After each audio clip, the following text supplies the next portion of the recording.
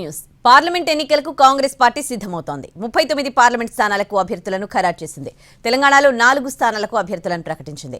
రాహుల్ గాంధీ మరోసారి వాయనాడ్ నుంచే పోటీ చేయనున్నారు. కాంగ్రెస్ ప్రధాన కార్యదర్శి కేసీ వేణుగోపాల్ అలప్పూజా నుంచి బరిలోకి దిగుతున్నారు.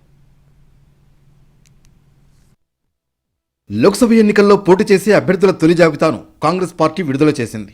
39 మంది అభ్యర్థులతో తొలి జాబితాను పార్టీ ప్రధాన కార్యదర్శి కేసీ వేణుగోపాల్ ప్రకటించారు.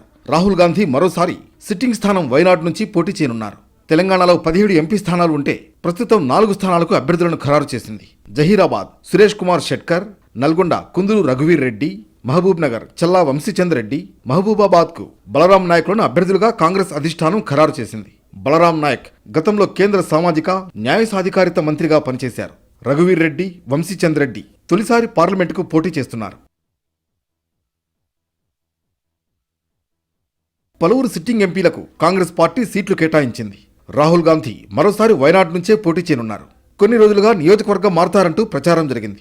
మరోసారి వైనాడ్ నుంచే బరిలోకి దిగుతారని కాంగ్రెస్ పార్టీ ప్రకటించింది. ఛత్తీస్గఢ్ మాజీ ముఖ్యమంత్రి భూపేష్ బఘేల్ రాజ్నంద్ గావ్, కన్నడ నటుడు శివరాజ్ కుమార్ సతీమణి గీతా శివరాజ్ కుమార్ శివమొగ్గ, బెంగళూరు రూరల్ నుంచి డిప్యూటీ సీఎం డీకే శివకుమార్ సోదరుడు సిట్టింగ్ ఎంపీ డీకే సురేష్ పోటీ చేయనున్నారు.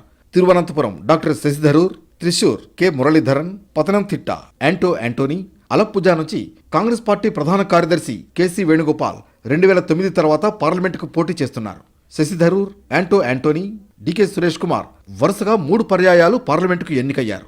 జాబితాలో ఉన్న 39 మందిలో 15 మంది జనరల్, 24 మంది ఎస్సీ, ఎస్టీ, ఓబీసీ, మైనార్టీ కేటగిరీకి చెందిన వారున్నారు.